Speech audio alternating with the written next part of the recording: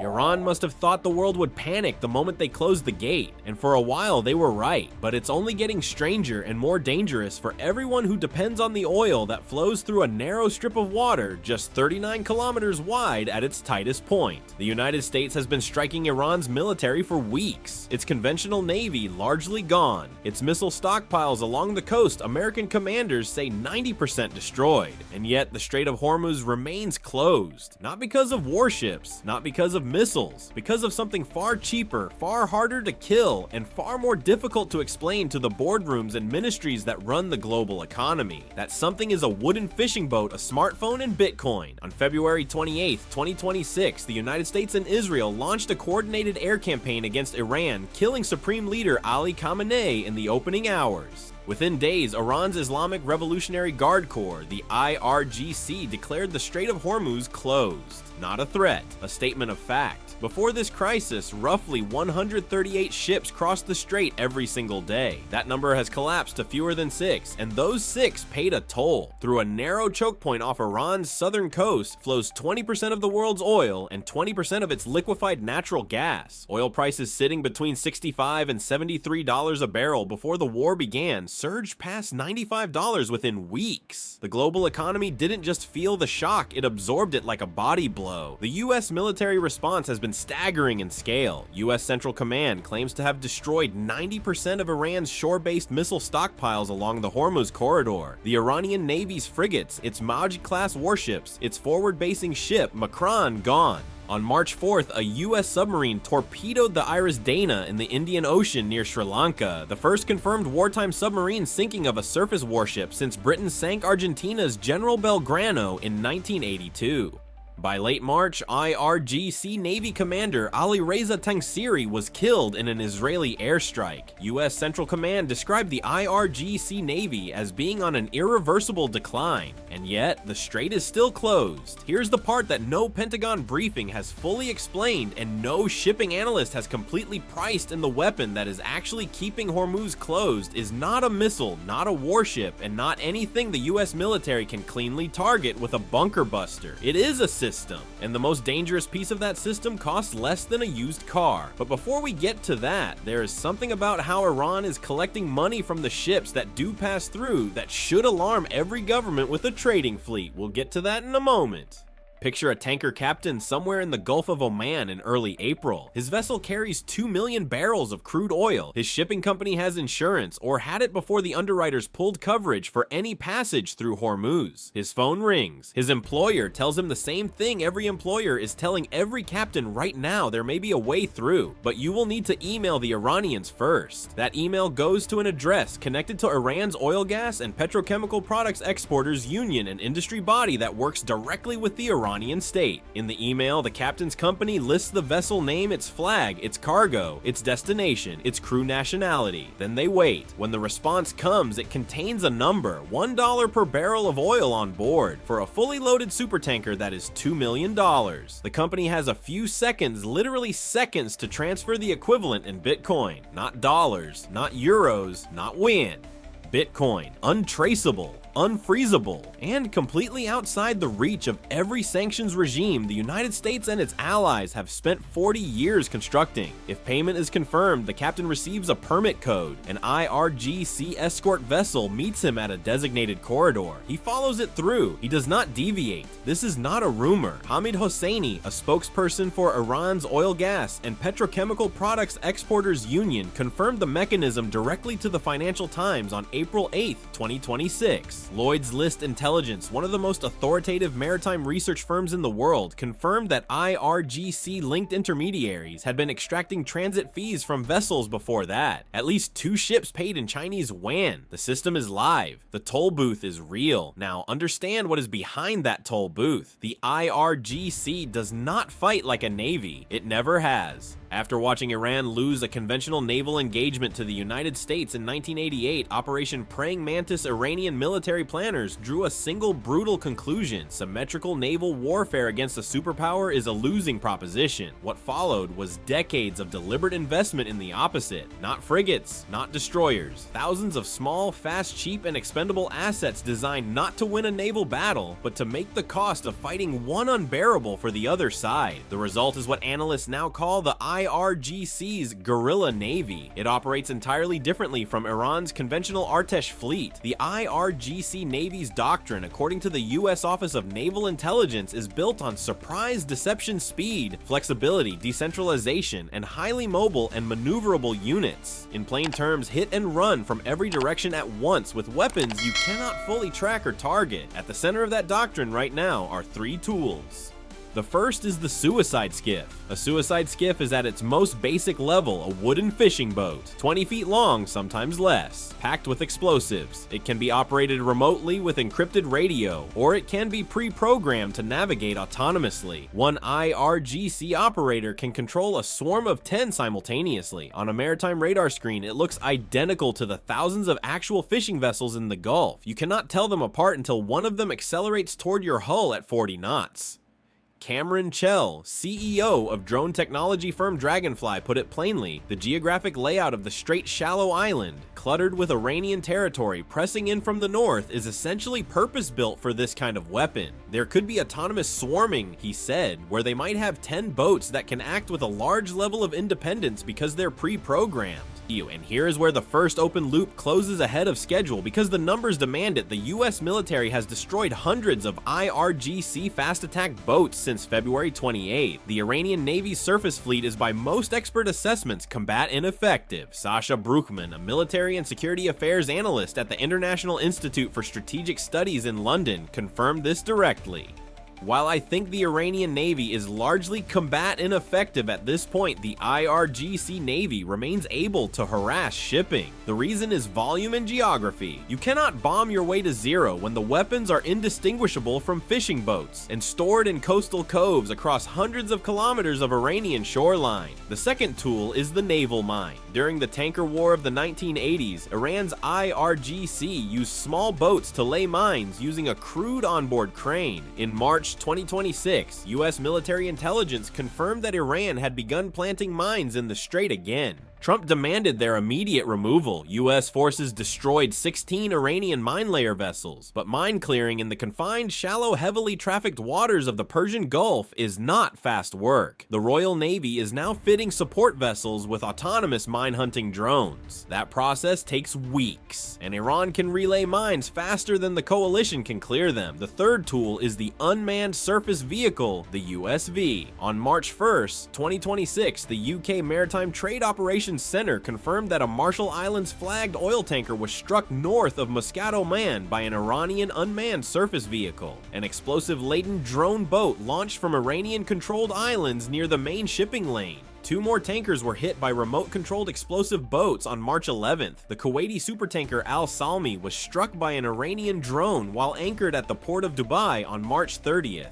The Qatar energy tanker Aqua 1 was hit by two projectiles north of Doha on April 1st. 21 confirmed attacks on merchant vessels in total. This is where the second open loop opens, because none of the above fully explains why the strait stays closed even when Iran isn't actively firing. Most major shipping companies stopped operating through Hormuz, not because they were hit, but because they calculated that the probability of being hit was too high. A single strike on a supertanker carrying 2 million barrels of crude oil is a catastrophic loss. Insurance premiums for Hormuz transits became, in the words of one shipping industry source, effectively incalculable. The strait closed not from Iranian firepower alone, but from Iranian risk imposition. That distinction matters enormously, because it means you cannot reopen Hormuz simply by destroying weapons.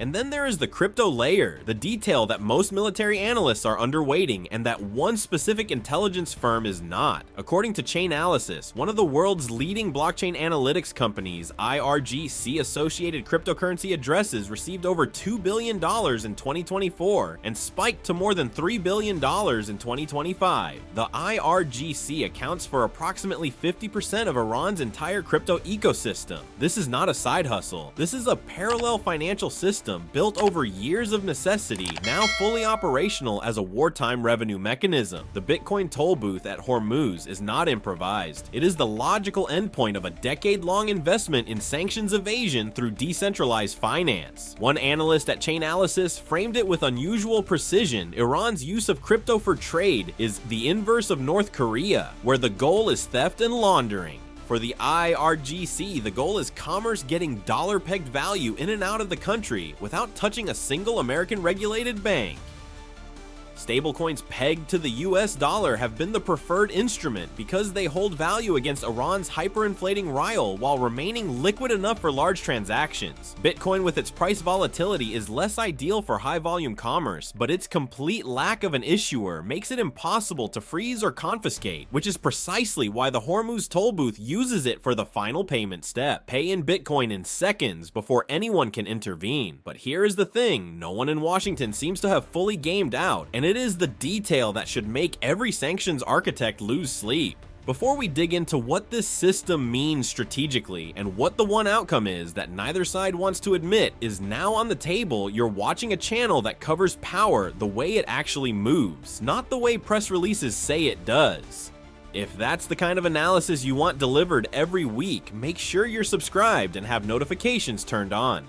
The next part of this video is where the entire picture changes. And I mean that literally. Let's close every loop we've opened because each one connects to the same underlying truth. The paradox at the center of this crisis is this: the United States has won the conventional naval war against Iran comprehensively, and it has made almost no difference to the outcome. Iran deployed a guerrilla navy, a system designed from the ground up to impose risk at scale, not to win engagements against a superpower that spent decades optimizing for conventional dominance. The result is a textbook case of asymmetric warfare doing exactly what asymmetric warfare is designed to do. Former US Navy commander and legal analyst Mark Nevitt, writing for Just Security on April 8, 2026, made the point with surgical clarity. The United States has been applying force to defeat Iranian capabilities when the actual problem is Iran's ability to impose risk at scale.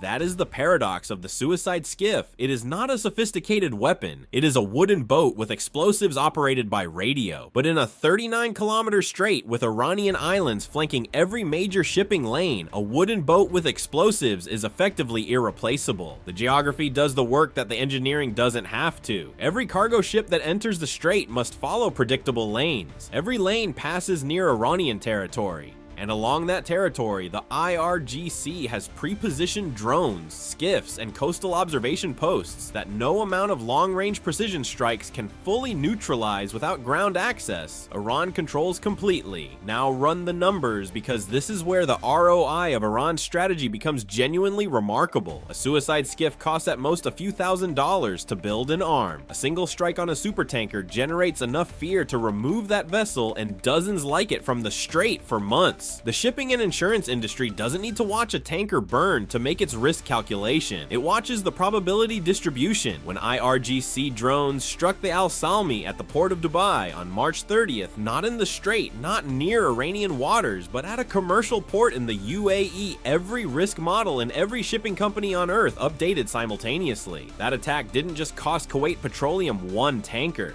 It raised the implicit threat perimeter to include every Gulf port, every anchorage, every waypoint. The toll booth mechanism is the monetization of that fear. Iran isn't just closing the strait for leverage in nuclear negotiations. It is generating revenue from the closure in real time. At $1 per barrel, a single supertanker passage generates $2 million in Bitcoin untraceably instantaneously and completely outside the reach of SWIFT, the US Treasury, and 40 years of sanctions architecture. If, and this is where we enter territory that must be labeled clearly as inference from available reporting, if Iran processes even a small fraction of its pre-war transit volume of roughly 20 million barrels per day, at that rate the revenue potential dwarfs any economic pressure the sanctions regime has been able to apply since 1979. Chainalysis framing is the one that should anchor every policy discussion. Right now, the IRGC's crypto ecosystem is not an emergency workaround. It is a mature, purpose-built alternative financial infrastructure scaling in capability every year it operates. The $3 billion that moved through IRGC-associated crypto addresses in 2025, up from $2 billion in 2024, suggests not a system under strain, but a system growing. The Bitcoin toll booth at Hormuz is not Iran improvising. It is Iran deploying infrastructure. It has been building for a decade at the moment of maximum leverage. The plot twist, the thing almost no one who clicked on this video expected, is that the United States may have already conceded the principle. On April 9th, 2026, President Trump told ABC News he was considering forming a joint venture with Iran to operate a toll system in the Strait. It's a way of securing it, he said, also securing it from lots of other people. It's a beautiful thing. Setting aside the extraordinary political implications of that statement, what it signals operationally is this: the US military campaign has not produced a viable path to reopening Hormuz on American terms.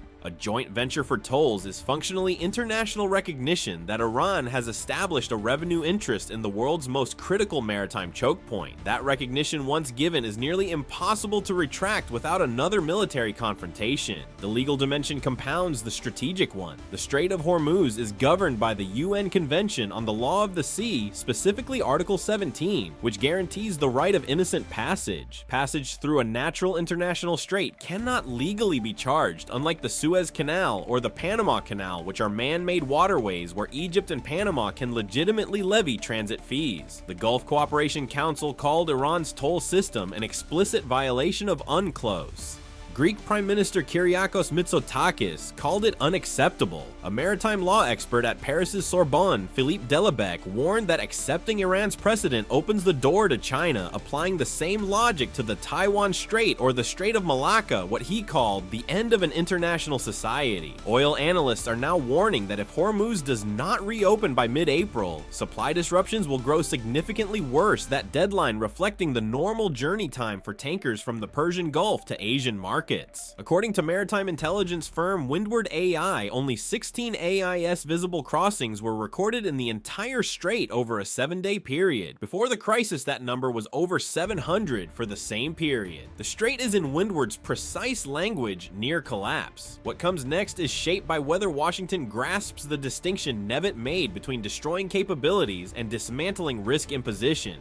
Assuming current reporting holds, the military campaign has accomplished the first task with considerable success. It has not touched the second. Reopening Hormuz requires a negotiated outcome that resolves the toll booth question, the legal question, the crypto revenue question, and the underlying security architecture of the strait all simultaneously. That is not a military problem. It is a diplomatic one being negotiated in Islamabad at the highest level US-Iran talks since 1979 against a backdrop of IRGC commanders actively working to limit what Iran's diplomats can agree to. The contradiction at the heart of the Iranian government between the foreign ministry that negotiates and the IRGC that operates the toll booth may prove to be the most important variable in how this ends.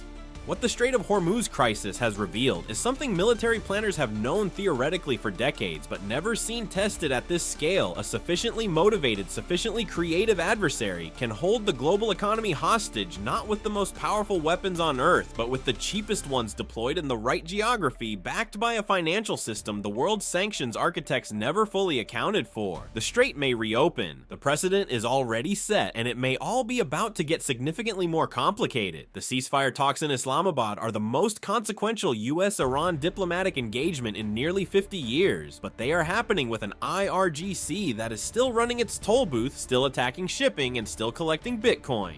To understand how those talks could succeed or collapse and what the IRGC's internal war against Iran's own diplomats means for the outcome, check out our video on the Islamabad negotiations and what's really happening inside the Iranian government right now. Or if you want to understand the weapon the US is deploying to fight back against the IRGC's swarm tactics in the Gulf, check out this video on the GARC autonomous surface vessel, the robot boat trying to rewrite the rules of literal warfare. And if you found this breakdown useful, please subscribe, it genuinely helps the channel. Thank you as always for watching.